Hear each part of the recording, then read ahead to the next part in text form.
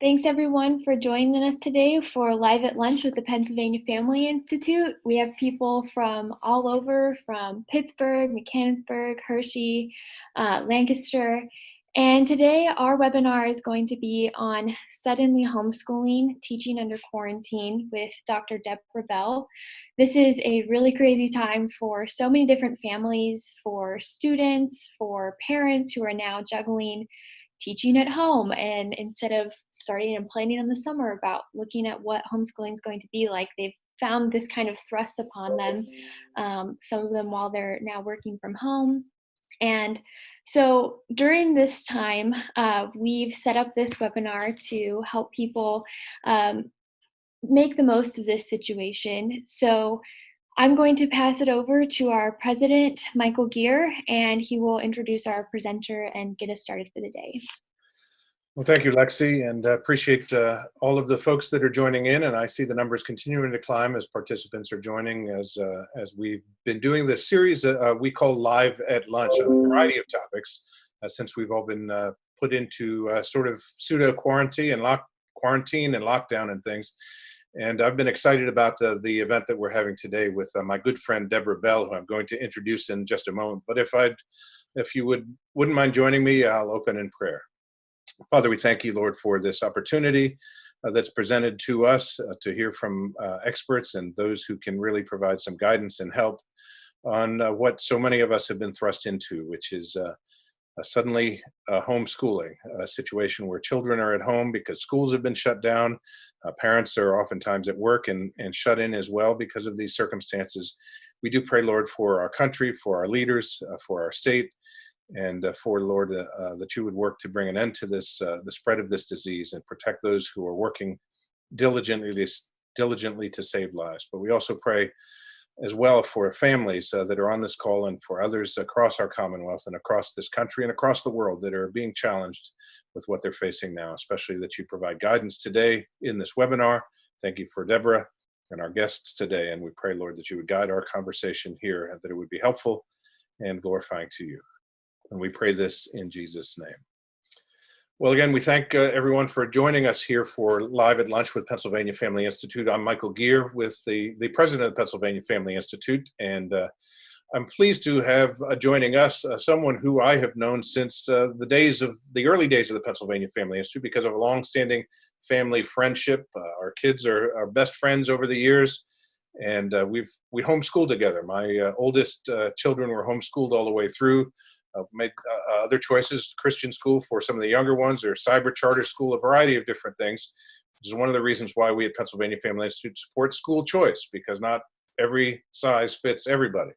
And but Debra Bell has been a leader in the homeschool movement and in the education movement generally, not only here in Pennsylvania and in the communities where I lived, but around the world. I talked to Debra yesterday as we were preparing for the call today, and she said she had over 100,000 miles in airplanes over the last year. And Debbie, for someone who was scared to fly before, I was amazed to hear that statistic. I remember the days when you wouldn't get on an airplane. But without further ado, let me introduce Debra Bell, who heads DebraBell.com and the AIM Academy. And I think of you as Homeschool Resource Center, the ultimate guide to homeschooling, the first book that you wrote, one of many. Just welcome you and let you greet the audience and take it from here. Well, thanks, Mike. Yeah, that was a trip down memory lane, wasn't it? And I am really delighted to be here today. Yes, I've been involved with the homeschool community since its early days here in Pennsylvania, and I did home educate my 4 kids all the way through K through 12, and we shared some of our fondest memories with the Geer family. Joining me today is also my daughter, Kathryn, who I would like to introduce to the audience. She was homeschooled, and now she's a homeschool mom, and she lives in Philadelphia with her 3 children and her husband. So she's a real life example of somebody who's in the trenches having to figure out how to make this pandemic work in terms of her children's education. So Katie, do you want to say hello to everybody? Hi, everybody. Yeah, I'm trying to figure this out, even though I've been homeschooling this year. So it's great to be here. And Katie's going to help by putting some links in the chat box as we go along, and also to help answer questions. So Mike, would you like me to just get started with my presentation then?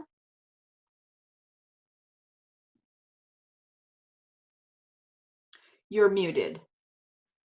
How many times has that happened in Zoom? Happens to me every week. So yeah, I'd love for you to give your presentation. Appreciate that you put something together that you think and we think will be really helpful to folks. This is not a seminar about how to do homeschooling or that's the right choice for anybody, but rather this is to help everybody who's in a circumstance that they didn't expect to be in many cases, as well as I'm sure there are homeschoolers who are joining in who want to hear from the homeschooling guru that is Debra Bell. Yes, I just want to assure people that I don't believe homeschooling's for everybody or for every child or something that you have to do all the way through. I believe in parental rights and educational choice, and I'm an advocate for your right as a parent to oversee your child's education. So I have a brief presentation that I hope will be helpful. I've been getting asked quite a lot to meet with folks who are suddenly homeschooling. So I hope that you'll find it relevant. And then we're going to be really happy to take your questions after the brief presentation that I've prepared for you. So let me share my screen and get the technology working.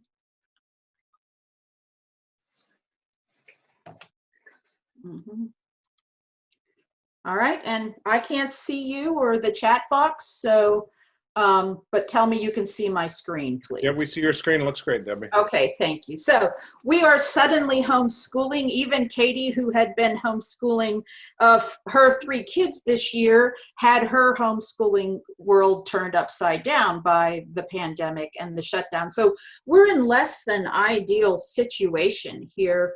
And so I think a good way to look at it is we're being given an opportunity to really model for our children how to face life's adversities. So I want to encourage you to ask the Lord to help you figure out, how do we not just survive this pandemic and just bear with it, but how do we make the most of these circumstances, especially in our parenting of our kids and modeling for them how to be flexible, how to be resilient, how to have faith in God when our world is suddenly turned upside down, and how to expect something positive and memorable to actually come out of the experience. So that's what I'm hoping to empower you with today and cast a vision for.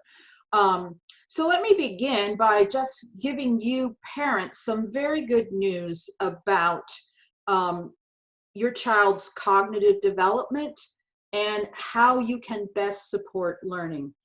After I finished homeschooling, I was able to go back to school and complete a degree in educational psychology. And that is the domain in which we try to research and investigate how kids learn best, and how can parents and teachers and communities and schools then best support what we learn about how kids learn best.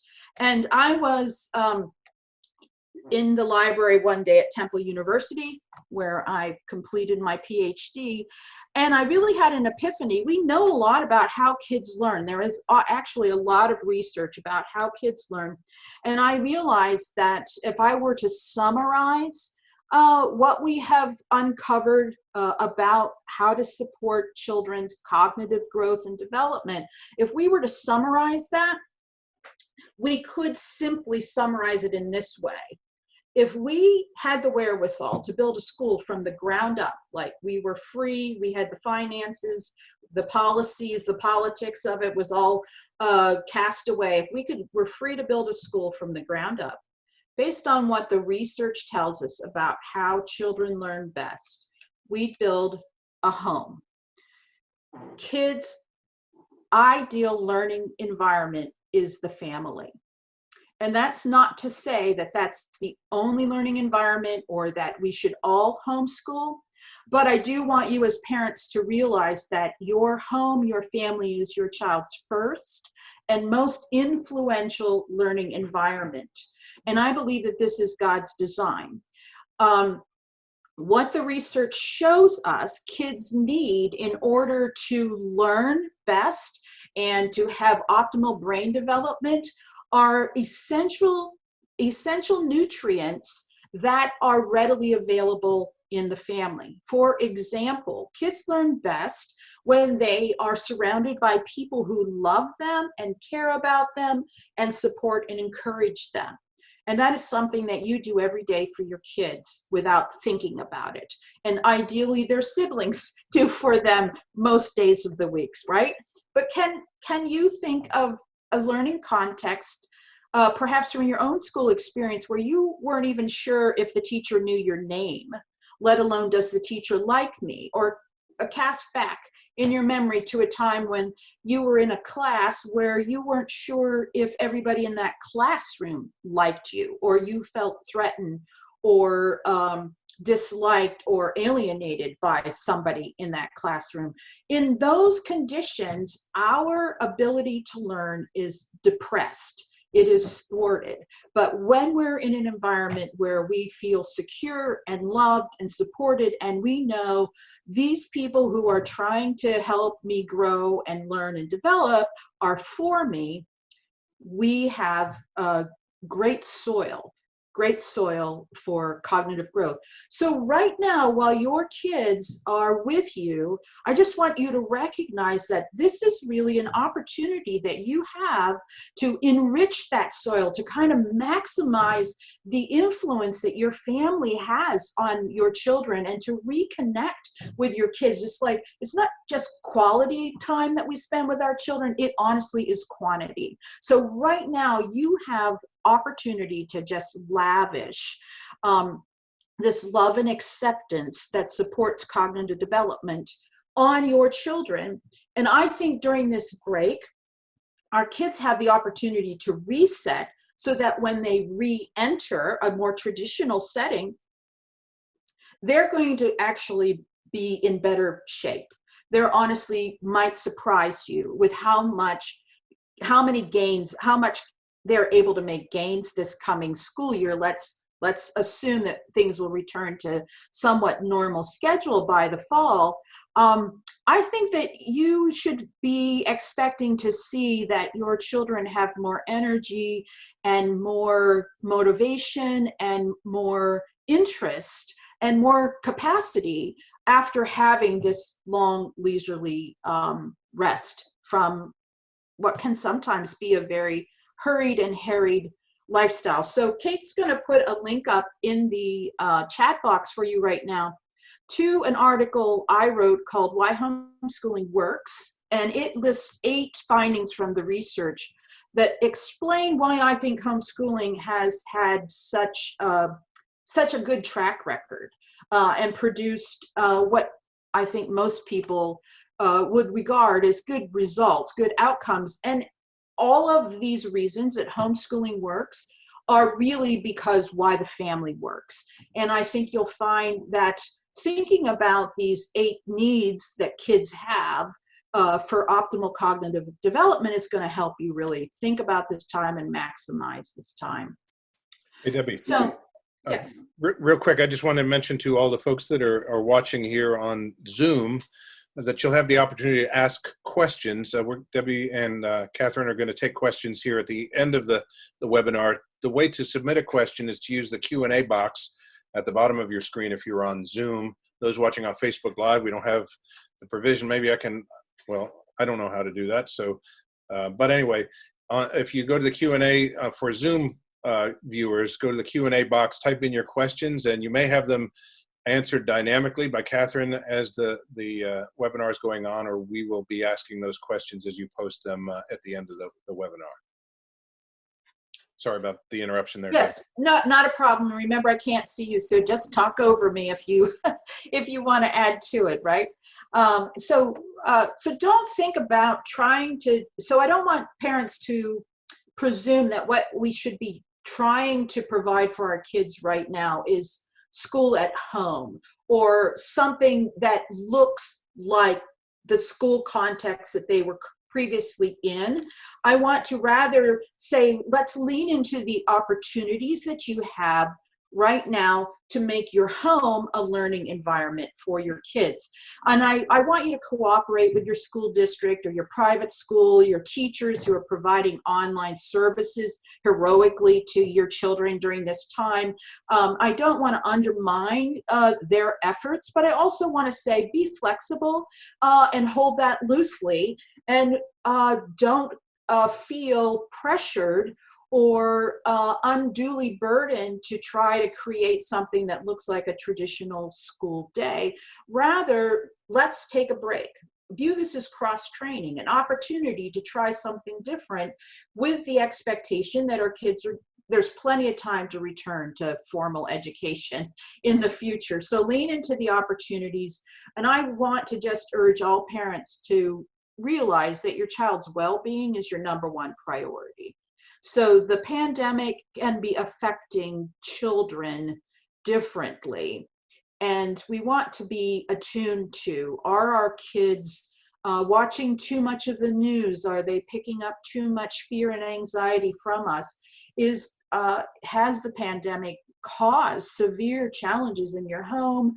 You're out of work, you have a loved one who may be in the vulnerable population or actually experiencing COVID-19. We want to realize that cognitive development needs to be subservient to our child's emotional and social well-being. That's how God's made us. And we can't learn in an adverse, stressful environment. It's in the research. I don't have time to unpack it for you, but I'm going to trust that that intuitively makes sense to you. So your primary responsibility during this time is your kids' well-being. And I just want to assure you, kids will catch up. So God has hardwired our kids to learn. The most complex organism in all creation, of all of God's creations and of everything that God has poured out, his magnificent universe, everything we've discovered, the most complex of all his creations is the human brain. And the human brain is designed to learn. That's what it does. And so your child is learning all the time, whether a teacher or you intentionally try to teach your child something. So cognitive growth is taking place, and the best thing that parents and teachers can do is really optimize the learning environment for them. So if you're taking care of your child's emotional and social and psychological well-being during this time, I mean, God bless you and job well done, mom and dad. So with that kind of as the backdrop, I'm just going to give you 3 main tips, I think, to help you through this time, and then we'll move to questions. So first, planning and structure. Kids do need predictability. They do need a routine, especially in circumstances that are stressful and disrupted and everything's been thrown helter-skelter. So do ask God to help you figure out, like, what kind of routine, however broadly defined, are we able to establish? Create a path to depart from. So having a routine and predictability provides security for kids and can reduce anxiety, but then don't be afraid if an opportunity comes your way to seize the day. When I was doing this slide, I was reminded of a time when Mr. Geer's, Michael's wife, Susan, and I were homeschooling. And she called me, now we would text or email, right? But she called me back in the old days and told me that Mel Fisher, who had discovered the Etosha treasure from the Etosha sunken ship, you might have read the Reading Rainbow book about the Etosha, that he was in Harrisburg and he had brought about $8 million worth of gold and jewels and doubloons and from the Spanish galleon with him to a jewelry store in Harrisburg, and people were going to be able to go and look at it and possibly purchase it. Well, Susan and I canceled school and we got in the car and we drove up there, and our kids met Mel Fisher and got to handle the jewels and the gold, and we just had quite a memorable event because we recognize, oh, here's an opportunity. Let's drop what we're doing and seize the day. And that's one of our fondest memories from childhood. That's what I think God has for you in this time, is making a memory that your kids are going to be fond of. Collaborate with your kids on the plan. I mean, kids, you want their buy-in. I just believe in collaboration. I believe in kids having a voice. They don't necessarily have to have the deciding vote, but you solicit their input. Hey, how should we organize our time? What kind of subjects do you want to investigate? When shall we break for lunch? What do you want me to help you with? All those questions and decisions, the more that you get their buy-in and their participation, the more that they're going to go along with that plan. Build leisure and flexibility in. As I said, a weekly schedule rather than a daily schedule is probably best. You don't want to be, I know your time's limited. I know you're probably working and trying to figure out how to make this all work with everybody now inside the house. So set a weekly schedule instead of a daily schedule, and have things to look forward to. I think this is one thing I've seen Katie do, is that she's realized, I mean, even though she's a homeschool mom, she was used to going to co-op, she was going to the library, she was going to the Y, they were having play dates. I mean, her homeschool life was lived pretty much outside of the house most days of the week. And now she's had to figure out how to make it work with all these limitations. So planning something to look forward to with your kids, whether it's a special movie night with dad, or if you're got a social contract with a few family members, going to see grandma, whatever, or taking a walk. These are things that kids can look forward to. So make memories, write your family story. Kids are going to look back. This is your Depression story. This is your World War II story.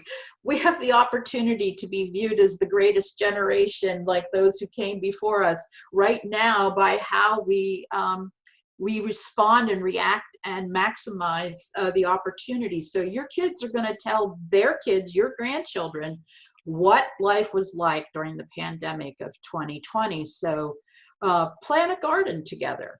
I mean, now that we can go outside, I do feel like everybody's mood and life should feel some measurably better. In fact, we probably become very grateful for things we used to take for granted. Put a puzzle together, learn something new, whether it's cooking or building or a game, learning to play chess or cards, whatever, sharing books, reading aloud together.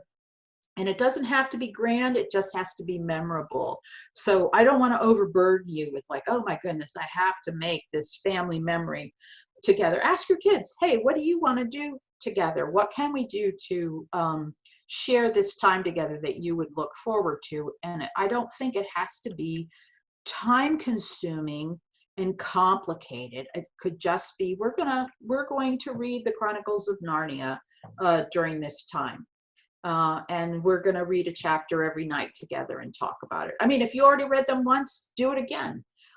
Because this time, now that your children are older, there's going to be so much, it's such a rich literary treasure that there's going to be a lot to talk about. But I'm sure you'll be able to come up with your unique family story.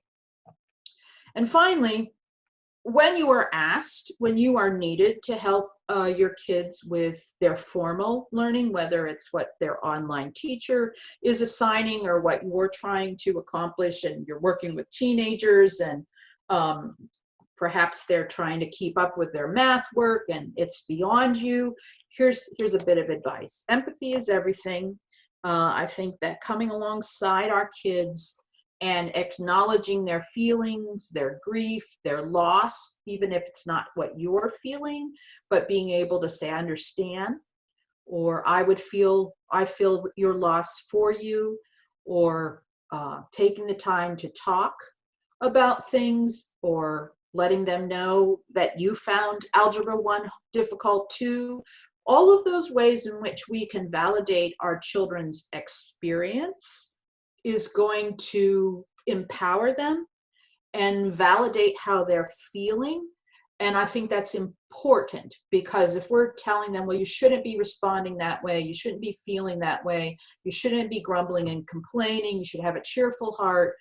Now they are burdened with shame and guilt because they have been told you should not feel that way. Rather than saying, I understand why you would feel that way, and I'm having to fight my own battle with complaining or grief or sorrow or disappointment. And here's some things that help me. You know, what do you find that helps you? I mean, so you're not like approving of or saying that go ahead and wallow in your negative emotions or bad attitudes. You're not like condoning that, but you're coming up with a way to help kids get unstuck.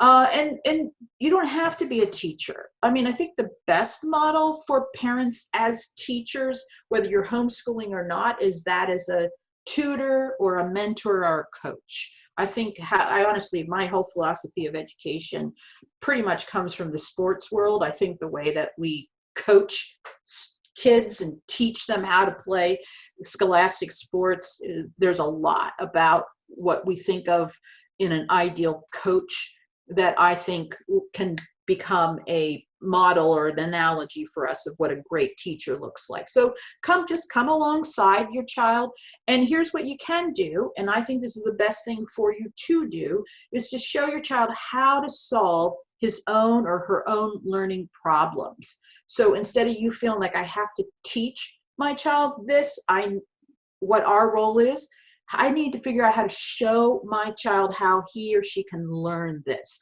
how she can make more progress in math or in reading or in writing.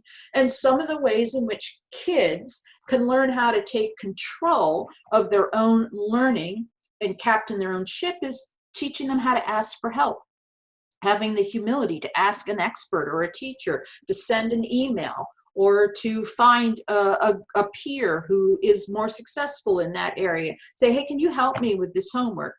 Showing your kids how to persist and the benefit of persisting. I mean, one of the most influential quality in when we look at kids who have high academic achievement versus those that underachieve, one of the highest traits is persistence. So it's not IQ, actually IQ as a stable IQ that you're born with.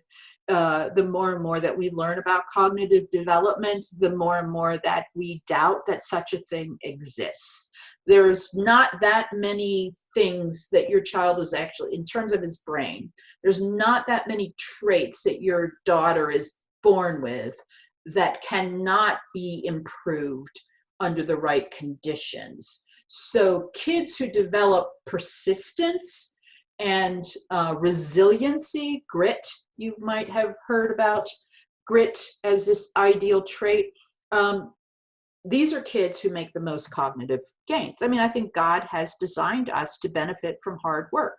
You know, we become stronger and better athletes when we work out hard, and putting effort into cognitive growth actually produces gains. So being persistent, and finally showing your children how to find supplemental resources. You know, you don't have to use the textbook to learn Algebra 1.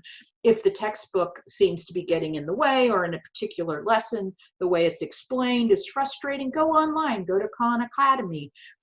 There's so many free resources right now online.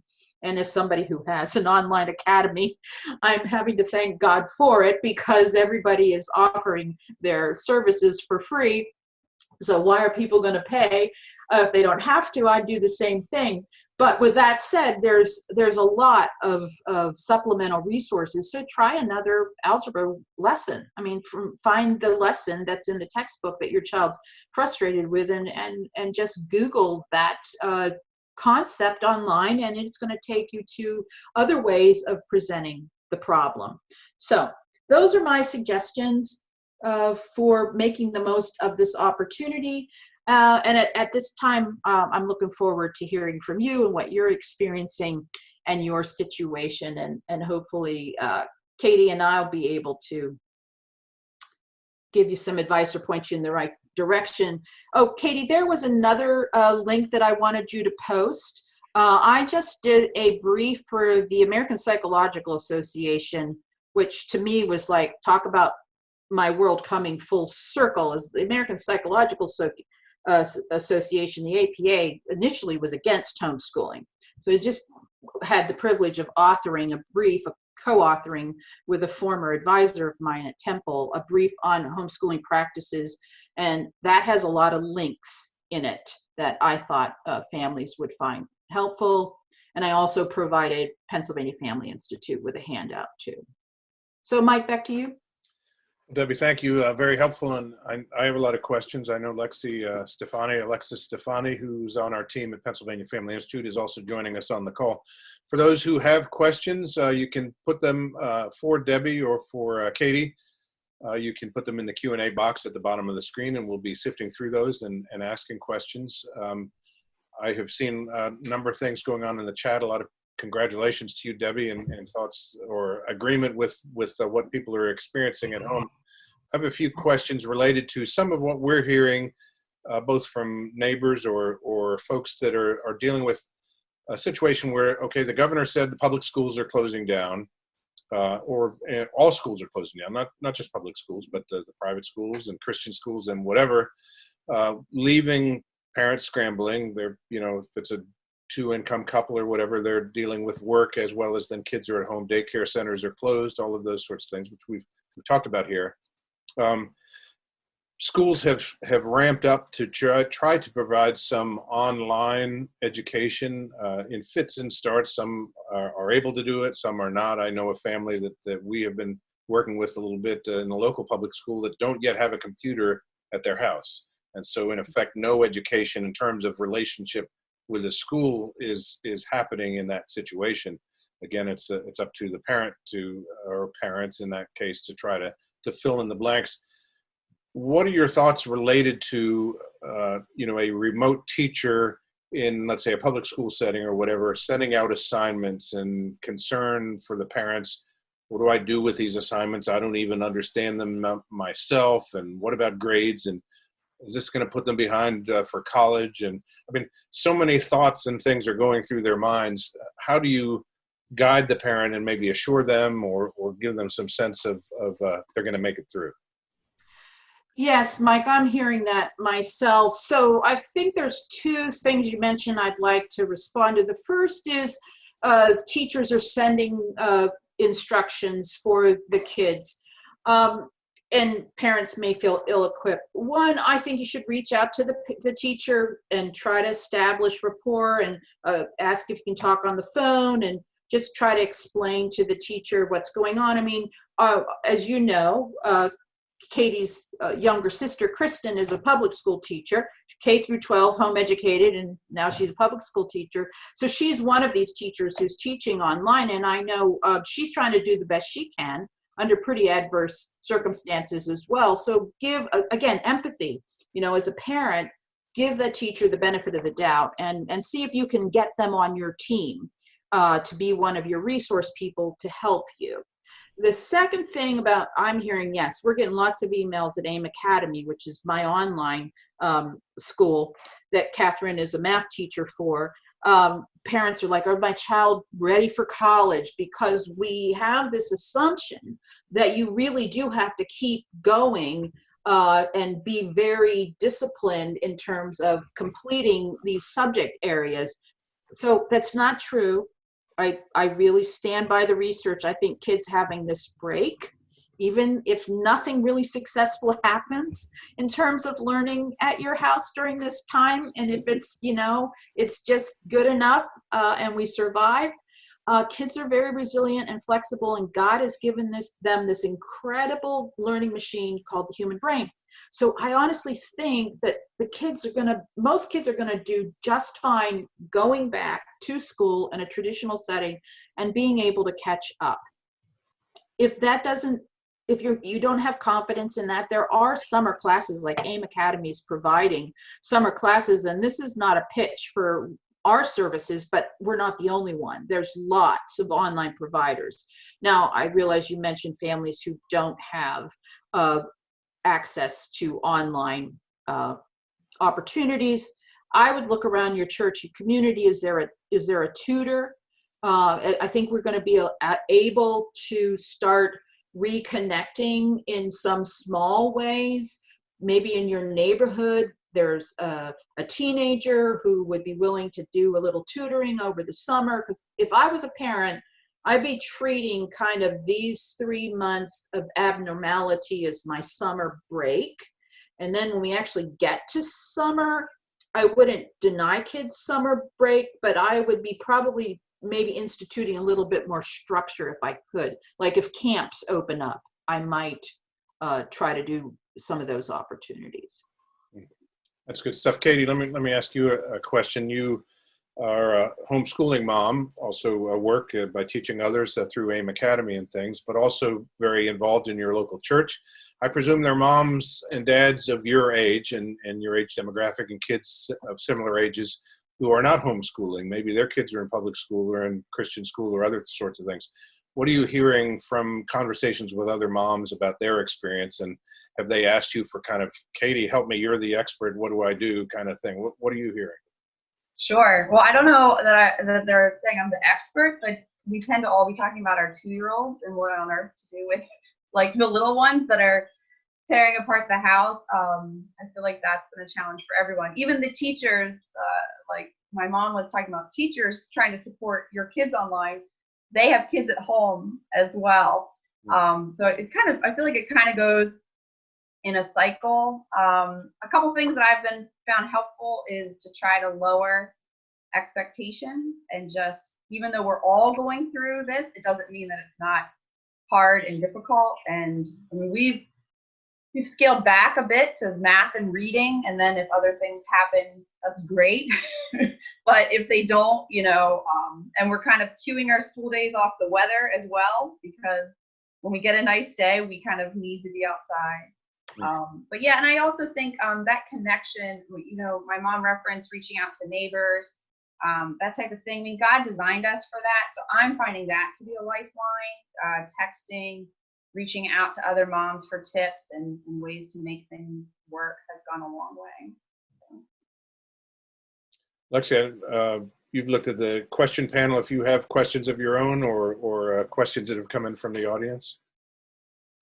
Yes, we had a question that I think we kind of briefly touched on, but it's about modern math and Common Core and just how that's so unfamiliar for so many parents. So if you have any tips for kind of tackling Common Core, and I think just kind of a general theme is sometimes parents can feel unqualified or it's been years since they did chemistry or that kind of thing. So any tips for parents approaching helping their kids with those subjects? Katie, I was going to let you take that question. Yeah, right at that time, one of my students walked in. I think I can answer it. I think the door is closed now.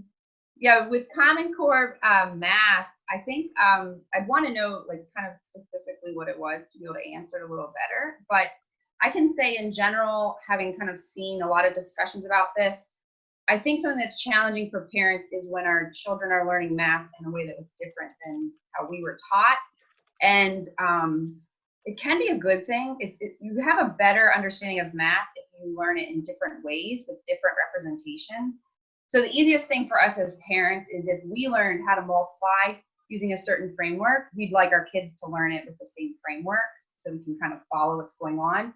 But if they're using like an area model or lattice method or something like that, that might be a better method for them. So I think if you can take a step back and just realize it's just a different way of representing the same math, that can kind of be helpful.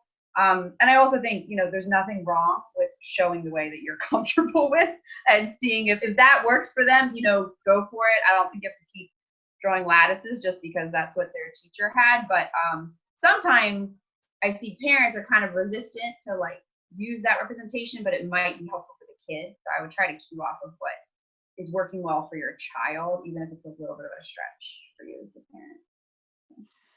And what I would just add on to that is kind of my point about showing your child how to learn. So you don't understand the new math or you don't understand the chemistry. Like, that's true. That's reality. Tell your child, yeah, I don't understand that. Let's see how much of this we can figure out together. And here's what I would do. And then show your child how to learn about chemistry. Even if you don't end up actually solving the chemistry problem, which probably the child's going to be very frustrated and say, I just want to do this homework. But if you can cast a vision for, okay, I'm not going to be able to probably solve that chemistry problem with you right now, but here's how you go about learning more about this chemistry topic. I'd see what the topic is in the chapter, what the lesson is.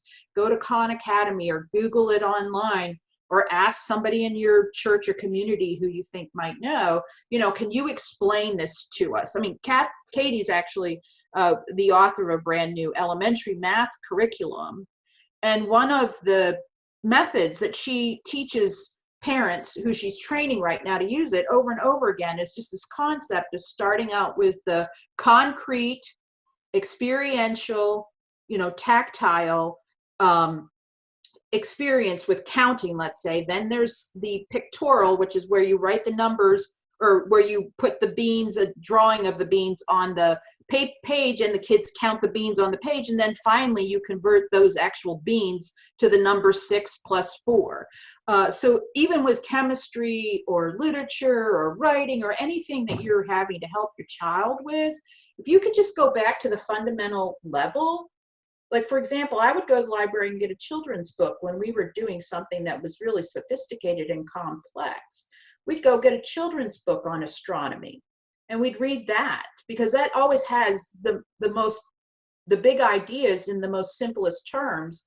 That might help your child who's stuck in chemistry more than you sitting there and trying to figure out what the book's asking for. That's really helpful. We also have a question on helping your kids with resilience or perseverance when they come across something and they just kind of get frustrated, and helping them be more productive and kind of channeling that. Mm-hmm. Hey, Kate, do you have any ideas from just working with your 3 little ones?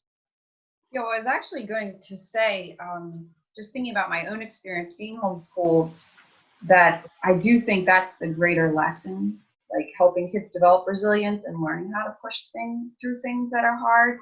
And this is a great opportunity that is happening while they're at home. Like, something that I was thankful for when I got to college is that there were things that were hard when I was in high school or middle school.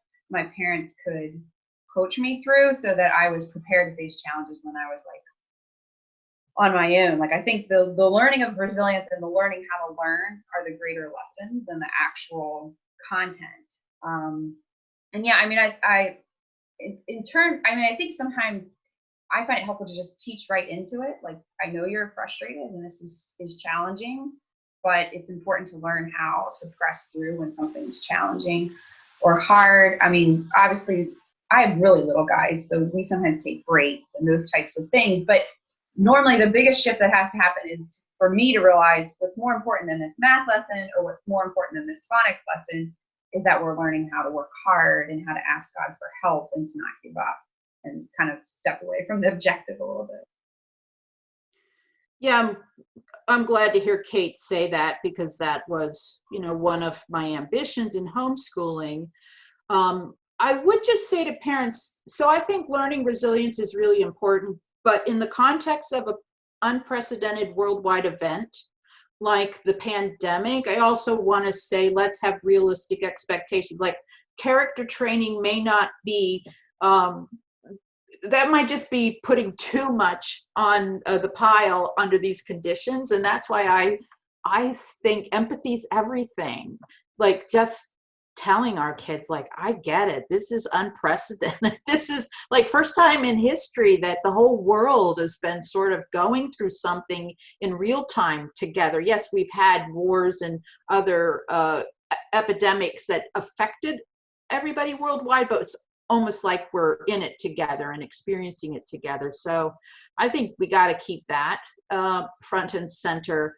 But developing resilience and flexibility is just practice and experience and it's a lifetime, and we have to model it as parents. And if we're not very good at modeling it, admitting, hey, this isn't a strength of mine either, let's help each other. You know, when I was homeschooling, the fact that I had an anger issue became apparent. So I didn't think I had an anger issue, and then I got married. And I thought, oh, wonder if I have an anger issue. Then I had 4 kids and homeschooled them. Like, oh, wow, I do. I definitely do.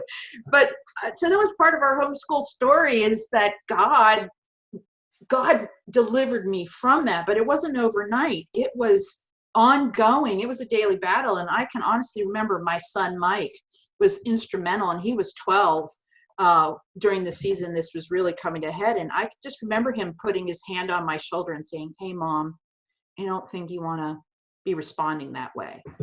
And boy, did that help me get rid of my anger, right?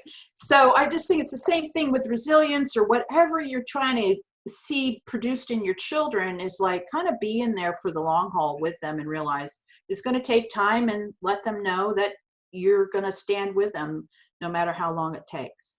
Yeah, I think, you know, hearing you talk about that history as well, and just thinking about the unprecedented circumstance that we're all facing, parents, we're all learning the same things right now as well. I mean, this is an unprecedented circumstance for us. So our kids are going through things, and they're not in school, and learning to press through, and to have you know, deal with the frustrations. We're having it with work, can't get the work done, or if you're out of a job right now and you're dealing with the frustration, or worse than frustration, of where's my next meal coming from, or all the rest of these kinds of stuff, it piles up. And God's grace is there and available for us. And, you know, as Debbie, as you have said, and Katie was just saying, you know, realizing that God is in this with us, that God is going to provide and care for us, and that as He teaches us lessons, and as we are open to those lessons, we can build our character through this time as well. And the character lessons happen without intentionality oftentimes. It's just, you know, you learn, you're coping with that moment, and those things are happening, and you realize, well, I'm being sharpened in this experience, and it's not coming out perfectly. And I realize there's forgiveness when I lose my temper here, and those sorts of things. And I can go to my children or go to my spouse and ask for forgiveness, and realize that through it all, we're learning, we can become better, and iron sharpens iron, and we help each other out. And so, Lexi, other questions?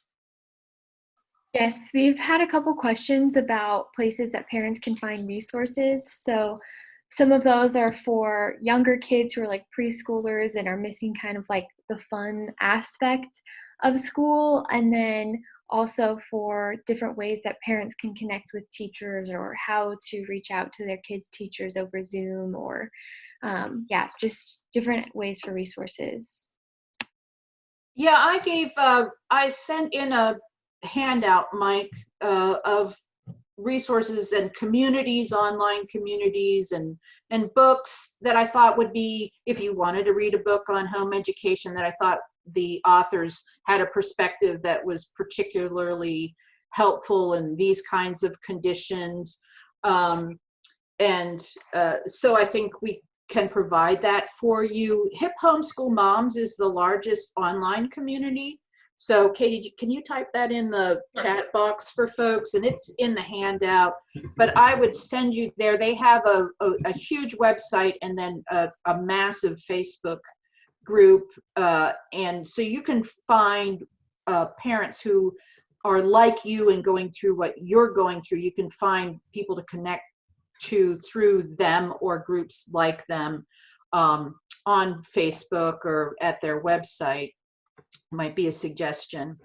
And I should mention here that as we do with every one of these Live at Lunch webinars that we do at Pennsylvania Family Institute, we follow up with all those who registered with a follow-up email that includes all the resources and contacts and things that are mentioned in the call. So we'll be compiling that and sending those out to folks that registered for this webinar. So in addition to what you're seeing in the chat box, we'll follow up with you as well.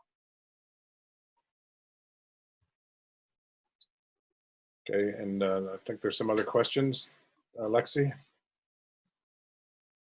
Yes, we have a parent who wants to know how they can tell if their child's being appropriately challenged, and kind of finding that a lot of their homework is really easy and they're kind of breezing through it. So should they be happy that school is so easy, or should they be concerned that it's not more challenging? Optimal challenge is the best way to support cognitive growth. So that doesn't have to happen just in a school situation, but it would be nice if it did. So if you just think of brain, so your brain is not a muscle, but thinking of it like you would think of your heart, I think is a helpful analogy. And I think we are just beginning to realize that we ought to teach more about brain development, because I think kids know a lot about how to keep their heart healthy, but not how to keep their brain healthy. So in the same way that your heart stays healthy with good exercise, it's the same, and an appropriate level of challenge, it's the same for cognitive growth. So if a child is being under challenged persistently and broadly, that is not an optimal learning environment. So I think you as a parent have to ask yourself and your spouse and God, like, is this ideal context? Because maybe it's just in one subject, or maybe it's one particular teacher, and maybe you don't want to disrupt the child and pull her or him out of that situation. But if it's pervasive, yeah, I think there's a lot of choice these days for parents. So I'd look for a better challenging environment for your child. If your child's bored, like if she's just breezing through things, if it's too easy, like that really does undercut motivation. So the secret to optimal learning is for the child to be intrinsically motivated. Your child's going to learn the most when why he or she is engaging in learning is because they want to. So, right? I mean, because you can have the most impressive lesson and the best materials, but if the child doesn't turn on her brain and decide to focus and pay attention, even though she's got her eyes looking at you, she's thinking about something else, learning's actually not taking place. So teachers and parents have to at first get the child to choose to engage in learning. So I wouldn't want my child to be in a situation where they were not being challenged at a level they found meaningful in a pervasive way.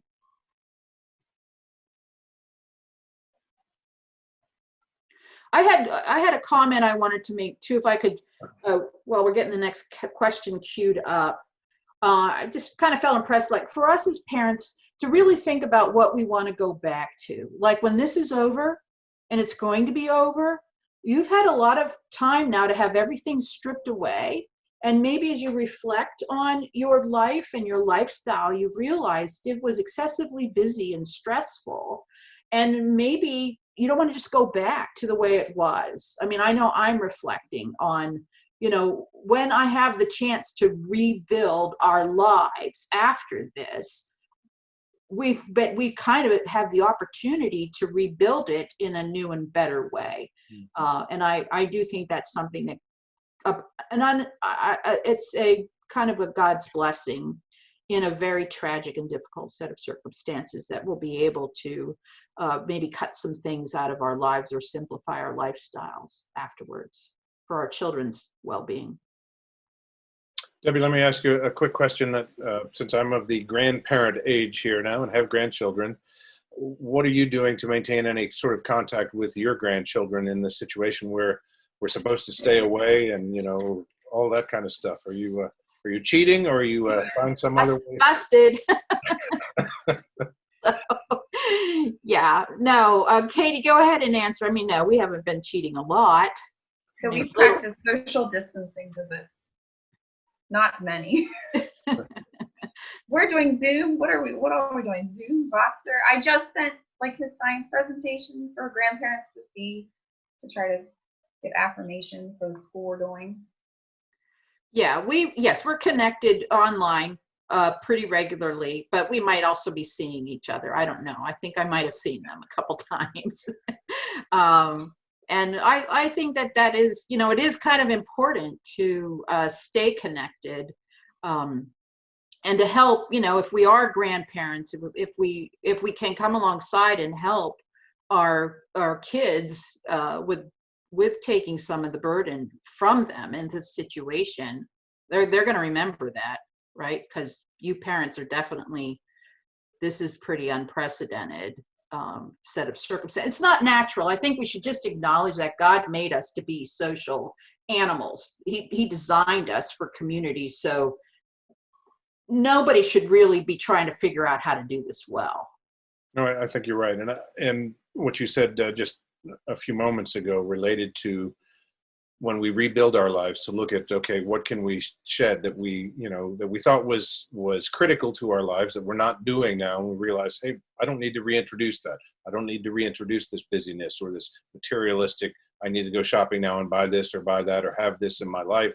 That maybe we can learn to be more generous, and maybe we can learn to be more reaching out to our neighbors and learning names. One of the webinars that we did actually was with a pastor who's written a book, a pastor from Denver. I forgot the name of his book or his name. I think is Dave Runyon, I think his name is, about reaching out in your own neighborhood. And he just said he did it simply by writing down the first names of his neighbors and the people in his community. And just by knowing their first name started this ability to get to know people. And I think when we stop meeting, stop having to meet electronically and can actually do it face to face and things, we can do things differently and really learn things. And I appreciate you saying that, Debbie. One of the things that Susan and I have done that I think gives our daughter, Bethany, who was one of Katie's best friends growing up, 3 children like Katie has as well, is a few times over the last couple of weeks, we've done Zoom reading a book to the older 2, and they sit there dutifully,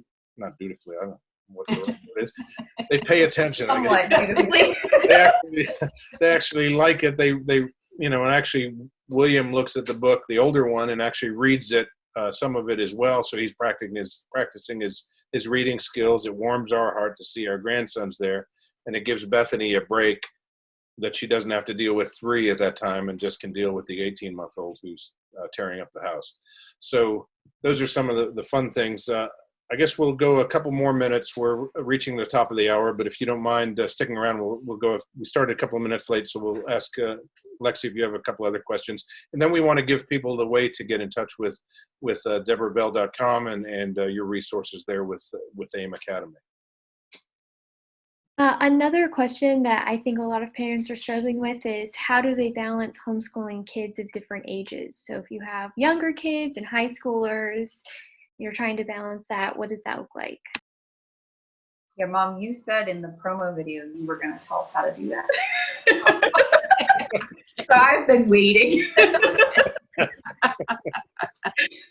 Yeah, well, I think it starts with that weekly schedule. So so my kids were 5 years apart, and I would meet with Katie and her brothers on Monday morning, and we would collaboratively decide what they were going to accomplish that week. And I also let them know when I was available. Like, I didn't allow them just to interrupt me. That wasn't what I was trying to have happen. It was like more, I am going to be with Kristen, baby Kristen, during this time. And so when she's taking her nap, I'll be able to help you with your math. If you need me, then like kind of being preemptive is one of the tricks. I mean, all there is a bag of tricks. There's no cure-all to this situation.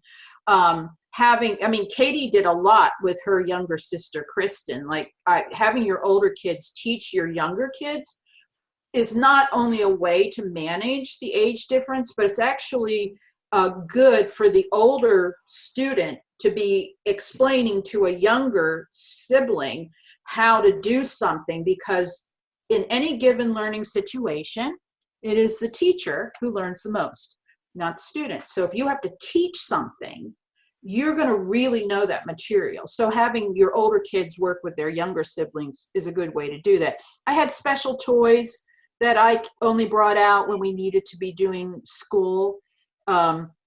Katie, you want to share some of the things you do to figure out how to work with Joseph, let's say, with Amelia and Cassidy, or being I just want to offer empathy to all of us who have 1-year-olds. To Bethany, myself, and I saw some comments in the chat like, that's 1-year-old. But we group what we can. Something I found really helpful, and Mom, you kind of referenced this when you said like having weekly goals. I find it helpful to do chunks in the schedule and not times. And like reading, I tend to have my preschooler listening as my son's learning how to read. And math, if we do a game, we try to all do it together. But it is a little bit of just like piecing it together, and the 1-year-old taking things off the shelf, throwing them everywhere. So. And things don't have to be all organized and quiet for kids to learn. So it may feel a little chaotic to you. I mean, I do think homeschooling is messy. Those of you who always wondered what homeschooling was like probably have discovered it's obviously messy. But I think your kids aren't having the same perception you're having.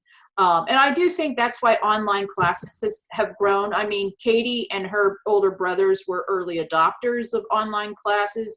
And Katie, Mike's daughter, Bethany and Christopher, Mike's older kids, took online advanced placement classes with my kids.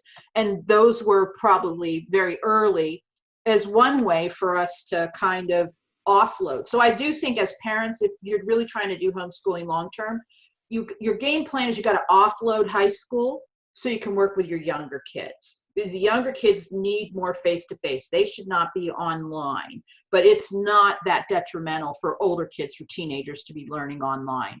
So that's where you take advantage of some of the online solutions that are now available.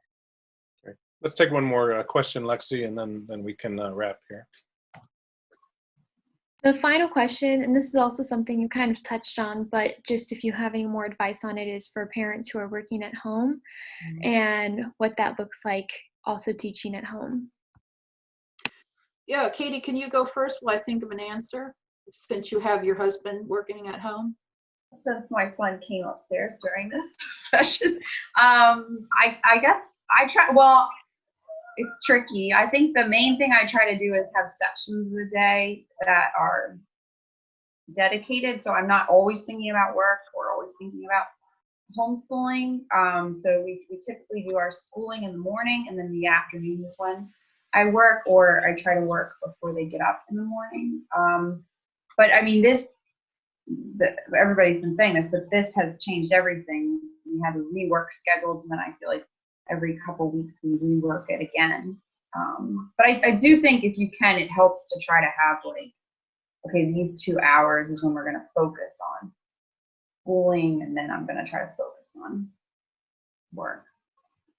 I am hearing, though, that kids are adapting. So I know my nieces are working from home, and their kids are home. And, you know, what I'm hearing is kids are figuring it out. Like, kids probably were overstimulated and were conditioned to think they had to be entertained all the time. So I think kids having more leisure and time when they can just engage in independent reading or imaginative play, and just occupy themselves. I think I hope this doesn't go on much longer, but if it should, like, kids can learn how to occupy themselves. And if you set expectations and a routine, and it's reasonable, and they collaborated with you on the plan, I do think that your ability to be able to work from home at your job while your children are occupying themselves should improve. But again, this is not natural, so it's never going to be optimal. But I do think that it can be better than what we imagined it to be. Well, this has been really great. I've been looking forward to doing this. It's great to connect, and that's one of the blessings, I think, really, in spite of the challenges that this pandemic has brought, is for us at Pennsylvania Family Institute, we've had opportunity to connect with lots of folks, from pastors across the Commonwealth to families and other things, with resources and information that we didn't think about communicating in this way, and it's been great as well. Debbie and Katie, I want you to talk about the resources that you have available. I'm going to share my screen here, which just has your connection. Maybe you can talk a little bit about what this is, if my screen works well. And let's see. Hold on just a second. There we go. Yeah. Are you seeing it there now? Yes. Thanks, Mike. Katie, I'll let you talk about your endeavors, but I'll start here. So At my website, debrabell.com, I have a lot of articles and resources there, but I also 10 years ago, because of my experience teaching advanced placement online, I started my own online academy, and we specialize in college prep courses that are aligned with AP and CLEP and SAT subject tests. So our niche is we are helping kids do what Katie did, which is knock about 2 years of college off of her schedule by taking a lot of CLEP and AP exams and SAT subject tests in high school, so that was converted and accepted as college credit. So AIM Academy offers over 80 classes in all subject areas, and we even are now, we're all the way down into the upper elementary years, but our sweet spot is middle school and high school. And so you can find out more about that at my website. And then Katie is involved as a math teacher and as a curriculum writer. So Kate, why don't you share what you're up to and where people can find you? Yeah, sure. So I teach SAT math at AIM Academy. So if you have a child who's going to take the SATs, you can find that at debrabell.com. SATs have been changing just like everything else, but it's been fun to help some kids prepare online. The next test date is in August now. So some kids are taking the summer to prepare, or even starting now when they have more time to just take some stress off the fall. So you can find that on there. That's actually been a lot of fun to focus on a goal of studying SAT math with so much changing. And then I also had a great opportunity to write a math curriculum for homeschoolers. So Apologia is a homeschooling publisher that's pretty well known for science, and they came out with math this year. We released the first grade book and the second grade book. So I'm the author on that, and that was a lot of fun. I'm on Instagram. I'm Homeschool Math Mom, if anyone wants to see some fun math ideas. And then you can also find me on Facebook. My page, Kathryn M. Gomes, on Facebook is probably a little better for math ideas than like my personal profile. So. All right. Thank you, Katie. And we'll be, as I mentioned before, we'll be sending out an email with follow-up information for the resources that have been mentioned here on the call and throughout the webinar as well. Again, debrabell.com resource, then pafamily.org. That's the organization that I head, Pennsylvania Family Institute. One of the key issues that we fought for and worked for over the many decades that we've been in existence at Pennsylvania Family Institute is the issue of school choice. We as our family exercised a variety of different choices related to education. We did homeschooling, we did public cyber charter school, and Christian school. I actually serve on the board of a Christian school here in the Harrisburg area, a classical Christian school, because we believe that the options for parents who should be directing the education of their children should be available. And there are so many different varieties, and children learn in so many different ways. So we encourage you to engage if you have appreciated the options that have been talked about here today, or think that this is something to fight for. We encourage you to connect with us at Pennsylvania Family Institute, pafamily.org. pafamily.org/events is where we will be posting both events once we're allowed to meet together again, but also these live at lunch webinars that we have. We'd be happy to connect you and let you know about future ones, as well as links to past ones that we've done on religious liberty, on how churches can impact their community during COVID-19, et cetera. And then I have my email listed there as well, mgeer@pafamily.org. One of the things I saw in the chat box here this afternoon was someone who said, you know, there are other folks who would love to be on this webinar. Is it going to be rebroadcast? And yes, we will be sending the link out for that for people to watch this who can't join us over the lunch hour. Please send me an email if you think a different time, if doing some of these in the evening would be better for families. Maybe lunchtime is not the best. That's when we've been doing it live at lunch. But I'd love to hear some feedback about what you thought about this webinar, about our work, as well as then what you think about different times that might be worthwhile for doing these as well. So those are the resources. Now I think I stopped sharing and my screen, and we're all up there as well. So with that, Debbie, any final comments that you want to make before we wrap? Nope, love to connect with people, Michael. This was such a privilege and such a stroll down memory lane. I don't want to date us, but thanks a lot for having us. It was really great to reminisce about our own homeschooling years together. It certainly was, and I'll just mention, just off camera here is my wife Susan, who's enjoyed listening in on this as well, and chuckled at a few of your memories, as you mentioned that as well. And my dog was in and out of here as well. Happily, he didn't bark. Okay. And you know that I recall the YouTube video, the viral video that went when that guy was on TV and his child walked into the room behind him. That has happened many thousands of times to people. All even happened to us. We were doing a webinar last week, and one of our attorneys adopted a little girl with Down syndrome, and he was in the midst of in his presentation as we're all sitting there, and he's on screen, and suddenly she walks in and sits in on his lap, and he was afraid she was going to pull down the green screen and reveal that he was in his bedroom, not with the nice Pennsylvania Family Institute background behind him. So these are the things we're all dealing with. Yeah. It's all part of homeschooling at home or living life on Zoom. But it's been great being with all of you. And again, Lexi Stefani, who works in our communications department at Pennsylvania Family Institute, thanks for your help in guiding our conversation today. So let me pray in closing, and we'll say goodbye. Father, we thank you for this opportunity to be together in virtual ways. We pray, Lord, for your blessing on Debbie and Katie as they continue to serve families, not only here in Pennsylvania, but across the world through the miracle of electronic communications and through their wisdom in raising children and families and homeschooling. We pray your blessing on them and on all those who joined us here today and will watch this in the future. We pray this in Jesus' name. Amen. Amen. Thanks, everybody, for joining us, and we'll see you. God bless. Thank you. Yep. See you soon, Katie. All right. Bye-bye. No more cheating.